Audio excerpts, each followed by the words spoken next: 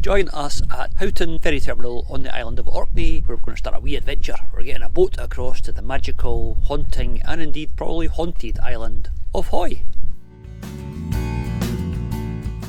If you're visiting Orkney, you absolutely have to take the wee trip across to Hoy. The ferry doesn't take long, and when you get there it's like you've stepped into a different world. The mainland of Orkney is pretty flat mostly.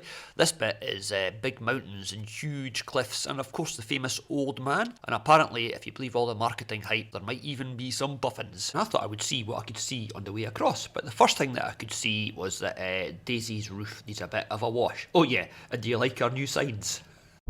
Yeah, I said I wouldn't last long up here. It's cold and raining, so that's all for now. It got a bit wild out there pretty quickly. How many boats you crocheted on in the last 3 or 4 days? A couple. She is dedicated to her craft. And when we arrived on Hoy, we drove to the village of Rackwick, and as we still had some daylight left, we went for a wee walk up those cliffs over there. I've thought of a name for this episode, and Bex has heard it so many times now she's bored. Come with us as we head to the cliffs of Hoy in search of a member of the auk family with a brightly coloured beak. Will we find one or will we not? Will it be puffin or nothing? Come on, that's genius. Puffin or nothing. Hopefully puffin, or it'll be a really boring episode. It's quite funny, last time we were here we saw a sign that said overnight camping, maximum stay, and usually it's like 24 hours or one night. Here it says maximum stay a week. Normally it says no overnight parking. Yes, they don't mind overnight parking here because it boosts the local economy, which as you can see is massive. There's shops and places to spend money everywhere, except there isn't. We are going to walk out to see the Old Man of Hoy that if you saw our episode a couple of weeks ago, depending on editing, we saw from the boat across. This is a really beautiful place. It's called Rackwick, and there's just little old croft houses just dotted about, and it's just a scattering of sort of civilization in the houses and lots of nothing. Like absolutely nothing. Obviously this is quite extreme mountaineering we're doing, extreme hill walking, so you always got to take something for an emergency. And in an emergency we just released De Niro. He'd run off and get help and then bring it back to us, communicating with people through the medium of pointy ears. I think the best way to deal with an emergency is actually to not have an emergency. Machinery up here just gets left where it dies. That seat on that little thing there, they're worth a lot of money. You see them in like antique shops and stuff. The seat on the tractor, they're worth money. They all say something, but I can't see what that one says from this angle. But yeah, lots of old bits and pieces. So let's keep going up the hill and see what else we can find. Climbers are hereby warned that there is neither suitable rescue equipment nor experienced rock climbers in the vicinity. Climbers therefore proceed at their own risk. Oh, let's not climb the Old Man of Hoy. We're not climbing. We're not climbing, it's fine. We're okay. That building there is a folk history display, a wee museum. We'll hopefully show you that if we've got time, but for tonight we're getting on to see the Old Man. We are in sheep country. All dogs must be kept in a lead at it doesn't say, you can get off the lead because it doesn't say at all times here, it says something else. It says at all times. I know it says at all times. That complements the landscape about it, doesn't it? It's a lovely telecoms mast. No, not really. You do get not a bad view coming up here though, and over there is a cracking beach and more cliffs. There's a wee sign, puffin or nothing. They are quite cute, but they're also not expecting us to be walking up here, I don't think. Hello, Mr. Lamb, you have to go left or right because we're going straight on.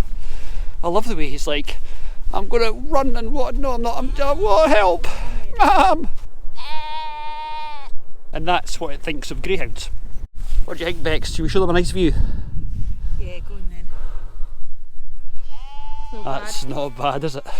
That's Rackwick Beach and Rackwick Head and yeah, generally sort of Rackwick, you get the idea. This would be much better progress if somebody would stop stopping to eat sheep poo. Oh no, it's another one of these gates that always pose such a problem for greyhounds because they've got to bend in the middle. It's not unknown to have to actually carry them over it, so we'll see how we get on this time. Right, come on De Niro. This is quite a tight one, I don't think he's going to get round. I don't think he's going to make it. I think he's too stupid. Go on, round you go. Oh yay! Our boy's getting brighter. This area is looked after the Scottish RSPB, Royal Society for the Protection of Birds. And somebody's done a lot of work moving a lot of stone to make this nice path, which is a bit better than the mud muddy quagmire further down. This is quite cool. I've no idea how much further we've got to go. We're one way to find out. We're climbing up into the cloud now, which might make it more towards nothing than puffin, but watch out for the dangerous cliffs. De Niro, watch out for the dangerous cliffs. We're getting higher and higher and it's getting a bit drizzly, so I'm going to have to put the GoPro away, so you have to use your imagination for the next wee bit of this walk. And after about an hour, there it is. That is the old man ahoy that I filmed on my phone because we were doing the usual selfie thing. I think it's time to give up because you could see the old man ahoy there, that very faint shape you can see. And I turned round and got the camera out and looked for some puffins and turned round again and it was gone. Somebody's stolen the old man ahoy while we weren't looking. Bex and De Niro are off over there. Can you see them on the edge of that cliff? That's yeah, they're probably not actually on the edge of the cliff. Oh dear, that was exciting. We've not seen any puffins and now we can't even see the old man ahoy. Bex, De Niro and Ian were still in good spirits despite not being able to see the old man ahoy or finding any puffins. They're off back to the van for lashings of ginger beer and a new hairstyle. I think she's losing it. we have walked a long way to see the... You have dragged me up this hill when actually I really just wanted my dinner and some ginger beer. You wanted to see the old man ahoy and some puffins. Well, you didn't deliver. Well, it is called puffin or nothing, so technically Puffin or nothing. I delivered on one of the two. Now it's late. Now it's late, let's get back. And I want my dinner. Get some dinner. De Niro's the only one that's actually still enjoying this, I think. I'm enjoying it. Yeah, it's fun. Come on, De Niro, let's go. So the answer to the question, is it puffin or nothing, is nothing. There is some very impressive cliffs and stuff around here, all particularly notable for their lack of any puffins. Do you want a puffin related fact in place of any actual puffins? In Orkney, puffins are called tammy norries. So there you are. There's one last look at the old man ahoy, bedecked as always in a colourful array of highly entertaining puffins. This has been a complete waste of everyone's time, ours, but most of all yours. You'll have to take my word for it, but the old man ahoy is literally like right there. Yeah, take my word for it, or not. Let's get back down to Rackwick for some dinner. In order to make up for the disappointment of you not being able to see the old man ahoy properly, here he is here in all his glory. This was actually on the ferry on the way home. We're heading back to the Scottish mainland, but the light was just perfect and he was just looking absolutely glorious. And this was taken from the middle of a throng of tourists because everybody sits down below until they get to the old man ahoy and then everybody comes up on top of the boat for a wee look. These cliffs are also famous for all their other bird life. It's not just puffins. Well, here it's not even puffins and there's not actually anything else. This is yeah, spectacular failure by Scotland on a shoestring. I don't know if you can hear it, but I'm sure that seagull down there is actually laughing at us. But to be fair, it is a stunning part of the world. This is all very impressive. Oh well, at least it's not raining yet. Give that 10 minutes, it'll change. Heading back, the mist has cleared up in that direction, but looking back that way, it hasn't. Bex, do you want to go back and see if we can see the old man ahoy again? No, not today. Not today, thanks. So let's keep going back to base. Bex has disowned me for this one, but I just said we could have brought our camping stove and our kebabs or having our tea up here. Then we could have been grillers in the mist. I thought it was funny, she doesn't agree. And somewhat annoyingly, look how not foggy it is back at Rackwick. Over there, wall of fog. Over there, clear and pretty. So thanks very much, Hoy. You're not playing nice at all, but you are stunningly good looking, so we'll let you off with it. Actually, we can't show you any puffins today, unfortunately, but all wildlife is wildlife, so you might find these interesting. Look, there's the local slugs. Aren't they cute? Aren't they amazing with their brightly coloured, yeah, shut up Ian. We can play sheep bingo if you want. There's number 51 with her 2 lambs, and in front of her she's facing the wrong way, so I can't tell you. That kind of ruins that. Thanks, sheep. Oh, De Niro, we'll have to edit that bit out. There you are, number 7. She is number 7. So there's a 7 and a 51 on your sheep bingo card. 1 and 5, 15. Sheep are looking at me going, you're a bit strange, aren't you? They're also, look, this is a greyhound. Apex predator. You are a sheep. This is the bit where you're supposed to run away. You're not going to, are you? Okay. It's a bit of a standoff. Hopefully she'll not Take the dog away from her. not headbutt me in the We'll have to edit that bit out as well. Mrs. 11, 50 is running away and 52 is waiting for it. They can't be expecting to see anybody because they just pop their heads up and think, people! And then leg it like that. Go on, number 50, find your mummy.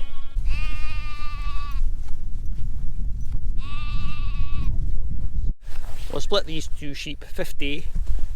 They're probably too far away for you people to see, but we're having a lot of fun spotting the numbers because we're a bit sad. Even the sign is being rude. The old man. An old man next to a sign for the old man. What does that make you if I'm old? Young. Very Okay. young. It's starting to get dark now, but let's go and have a look in this wee museum, which is actually really cool. It's oldie worldy authentic cottages, and last time we were here they weren't locked, so although it's about 10 o'clock at night, hopefully I can still show you around. Right, a bit out of breath after walking up the big hill. I don't think, we were saying what if there's anybody sleeping in them, but I don't think there will be. This is how the people in these parts used to live. Let's see if the houses are open.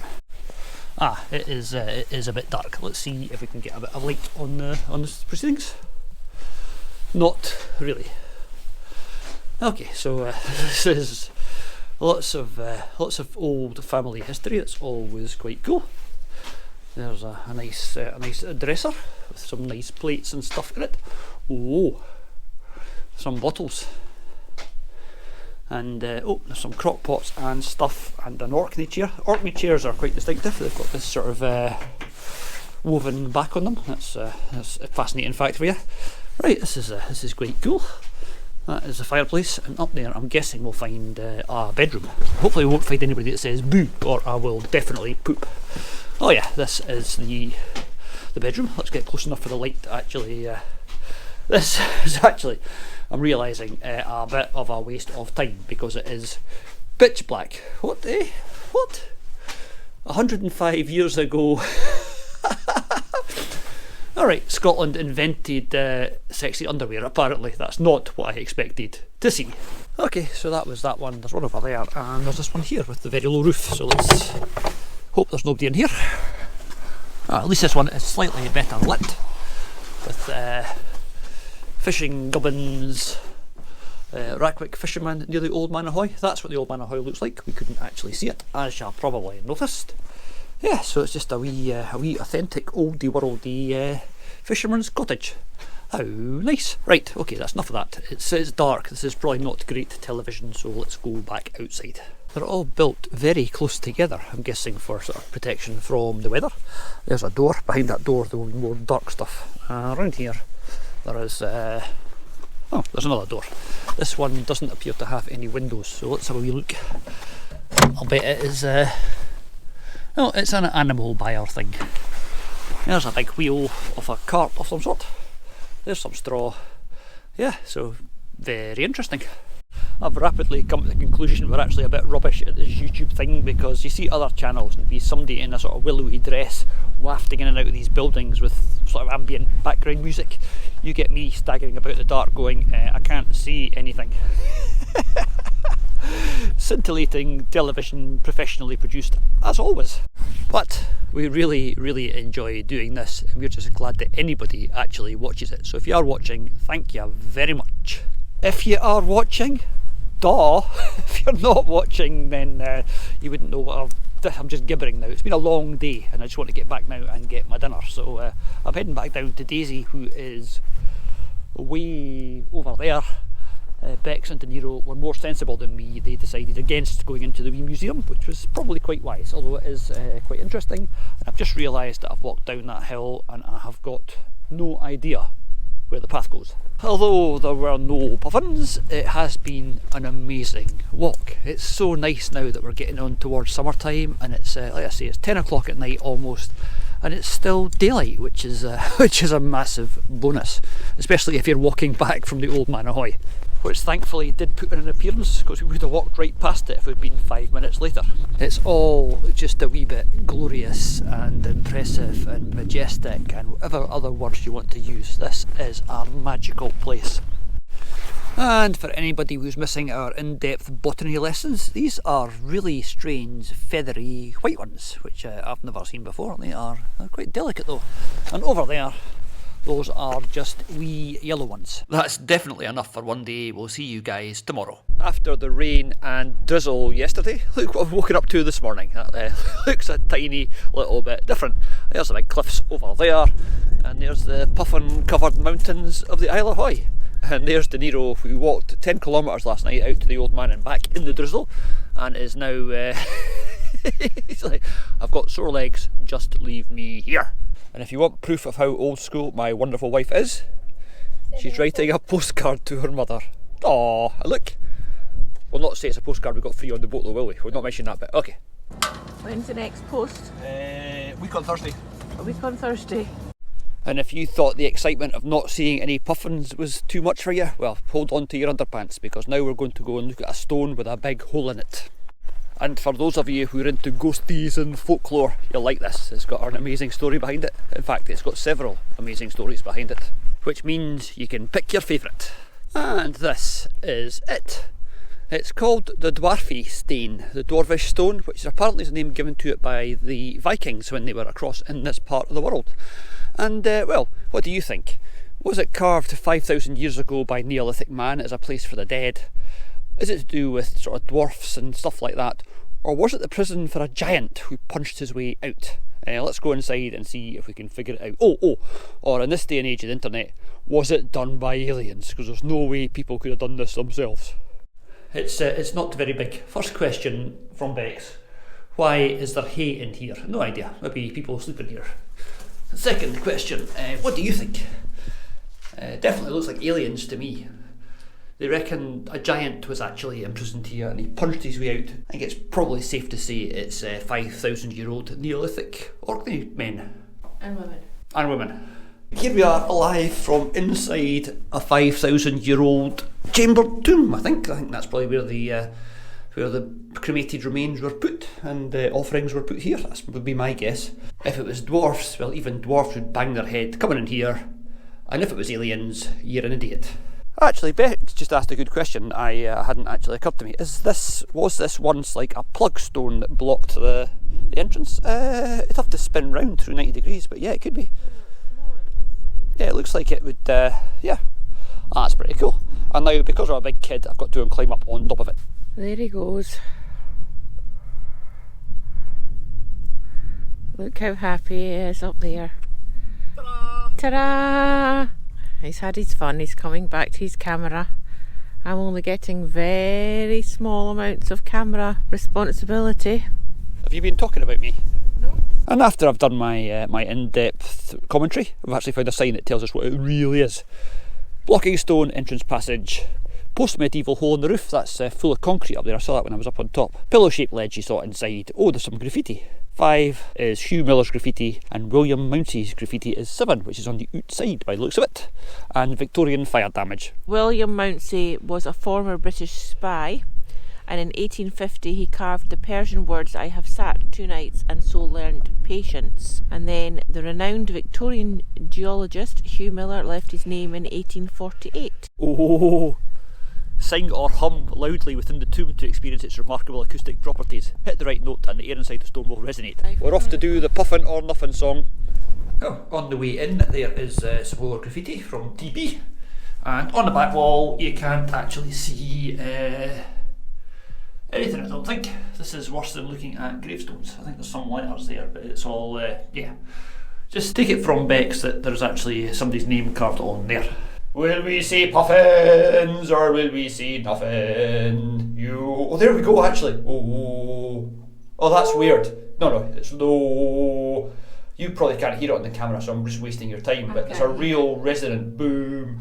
There's the writing there. Oh, Bex is quite right. There is Mr. Falster, 1830. In fact, there's lots of writing in this, it's not just one. They lied to us. There's the concrete plug that they used to repair the hole that was done by the giant when he punched his way out. On the back of it, I didn't notice that before, but I did now. There's quite a lot of graffiti. There's T Grey, and there's Jessen vom AD8. What's that say? Jessen vom Zmelevivo AD 1850. So yeah, there's and there's some Arabic. I think that's Arabic. That's really cool. Right, anyway, let's get back down and go and look at something else. Oh wow, and there's something you don't see very much on Hoy.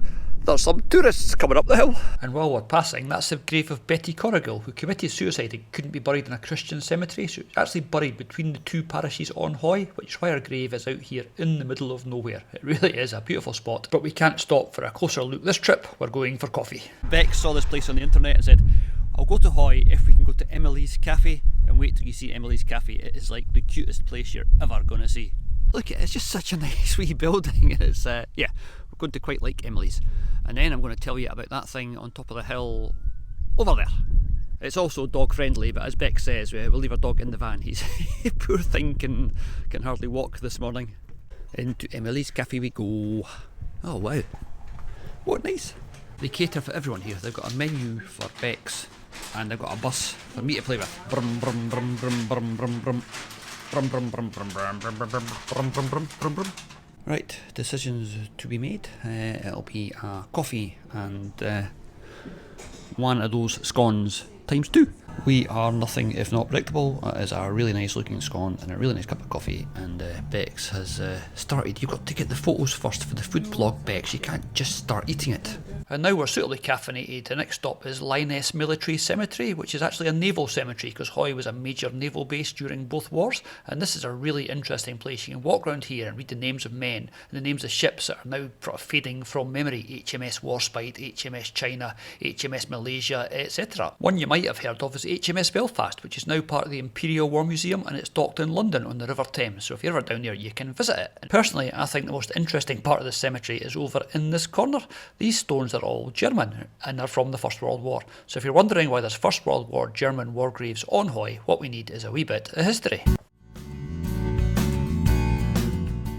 One of the things that happened with the armistice that ended the First World War was the German High Seas Fleet in all its mighty glory was taken to Scapa Flow to be interned. Now the war wasn't actually over because there wasn't a peace treaty, so this was just a period of time between the armistice and the actual end of the war when these guys were basically held prisoner in Scapa Flow. And the guy that was in charge of the High Seas Fleet, the commander, was a guy called Ludwig van Ruyter, but he wasn't given information by the Allies about what was actually happening with the peace negotiations, so he didn't know what was happening. All he had was newspapers that came from Germany, and sometimes they were like 2 weeks out of date. So when they said, if the war is not concluded, if we do not have a peace treaty by this date, then a state of war will exist again, that was what he thought was going to happen. He thought that the peace treaty had not been signed, so his nation would be at war again, and all his fleet was held prisoner. On the day that the war was supposed to officially end, the British Grand Fleet went out for some gunnery exercises, so Van Ruyter saw this fleet leaving and thought that the war was back on, so he did the only thing he could really do. He sunk his entire fleet. During this event that was known as the Grand Scuttle, several German seamen were shot by the Royal Navy, and their bodies now lie here in Lyonesse, not far from where their ships went down. So these men were trying to surrender and they were still shot, not the Royal Navy's finest hour.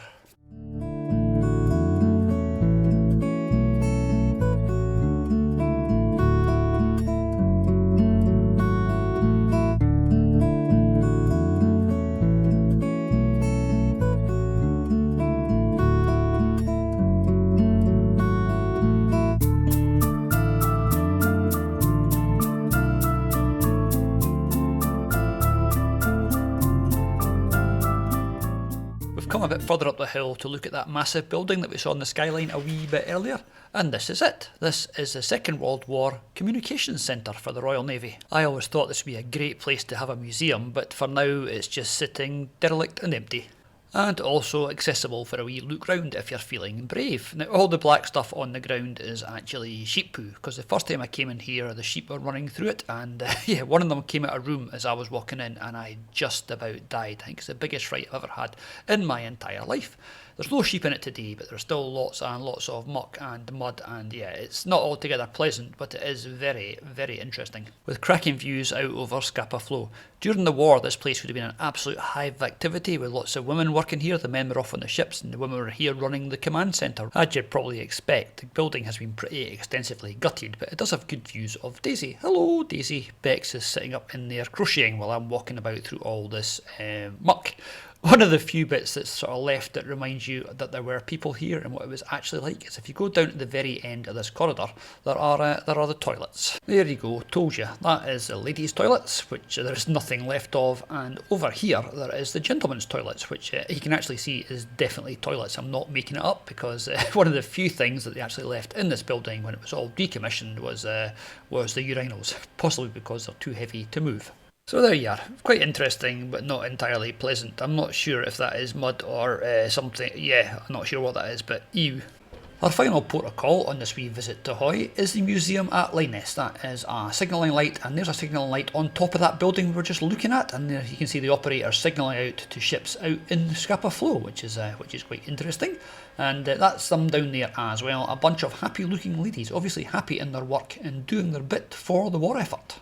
This is a really interesting wee museum. We do really like it. It's the first time I've been since it was all sort of renovated and done up with a multi-million-pound investment, and they've done a cracking job. Unfortunately, you can't see some of the bigger exhibits, like the big gun that they've got that was brought up from the German High Seas Fleet, but you can still go and look at the engines and the pumps that used to power this whole base.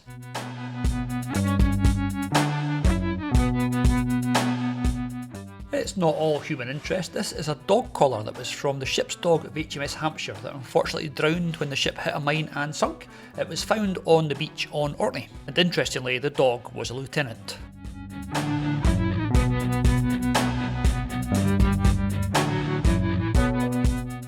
There's also lots of artefacts from the German High Seas Fleet that I spoke about a wee while ago, including this. This is the German naval battle ensign from the SMS Hindenburg, and it survived because it was taken as a souvenir by somebody on Orkney and then used as a children's play tent before it was conserved and put on display. An amazing survivor.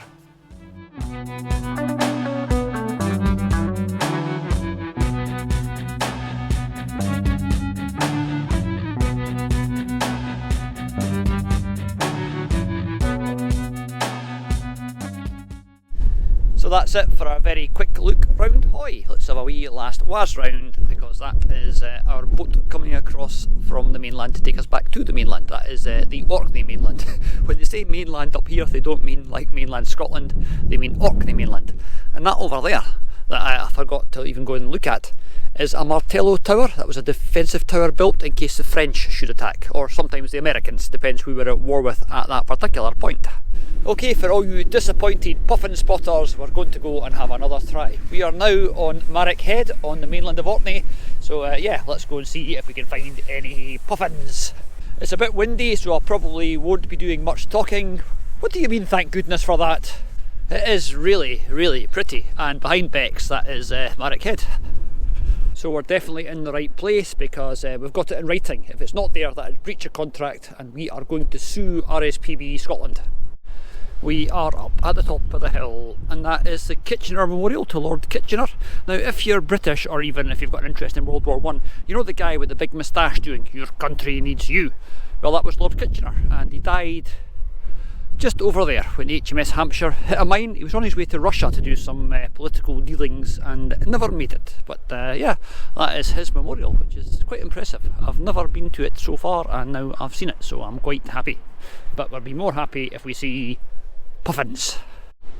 This is not a bad vantage point, puffins or no puffins. Look at all the birdies flying about over these cliffs. This is so cool. And up there, that is the Kitchener Memorial again. Well, we promised you puffin or nothing, and guess what? That's a puffin. Yeah, you can't see it. Hang on, let me enlarge it a little bit. Hang on, a little bit more. Hang on, wait a minute. There, it's a puffin, and it's hiding its beak, but it's definitely a puffin. A bird watching lady told us so. Yay, so it is not nothing, it is a puffin! Yay! Thanks for watching. We'll try and do better next time. Wait, don't go away. We were walking back down the hill, and we thought we'd have one last wee look over the cliff, and guess what?